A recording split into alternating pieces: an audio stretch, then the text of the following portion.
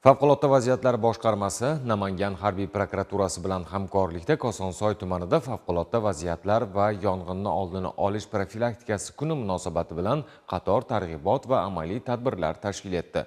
Mavzu tafsilotlari navbatdagi lavhamizdan o'rin olgan.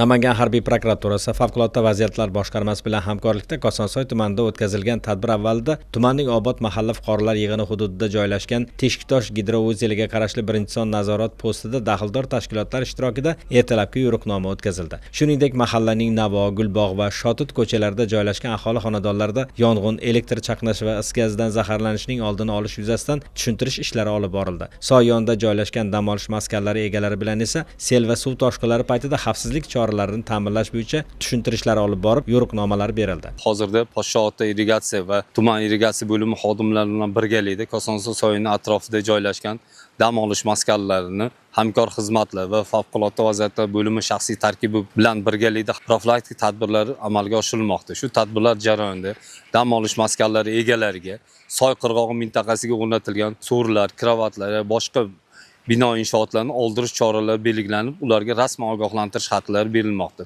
Kosonsoy soyining atrofida joylashgan aholi va dam olish maskanlari va dam oluvchilarni sel suv toshqinlari haqida xabar kelishi bilan harakatdagi chora-tadbirlar belgilangan.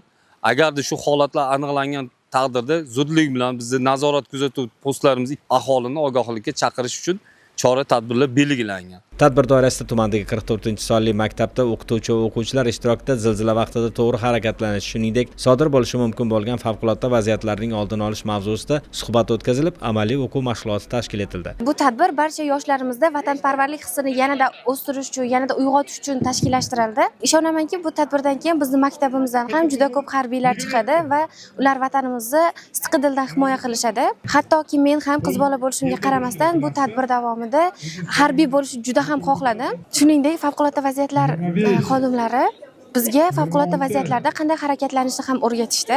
Bundan tashqari harbiy prokuratura boshchiligida tumanning chegara hududida joylashgan Olmazor, Qorasuv, Jar, Obod va Bahoruston mahalla fuqarolar yig'ini yoshlarini vatanparvarlik ruhida tarbiyalash va kasbga qiziqtirish maqsadida Milliy gvardiya, favqulodda vaziyatlar boshqarmasi hamda Ichki ishlar bo'limi tomonidan qurol-yarog'lar, maxsus yong'in qutqaruv asbob anjomlari va texnikalar namoyish etildi. Shuningdek, o'quvchi yoshlar o'rtasida tosh ko'tarish, arqon tortish kabi musobaqalar o'tkazilib, g'oliblar taqdirlandi. O'rikzor mahalla fuqarolar yig'ini hududida joylashgan 9 qavatli ko'p kvartirali turar joylarda qurilish jarayonlari bilan tanishildi. Quruvchilarga texnika va yong'in xavfsizligi qoidalariga qat'iy rioya etish bo'yicha qo'shimcha ko'rsatma va tavsiyalar berildi.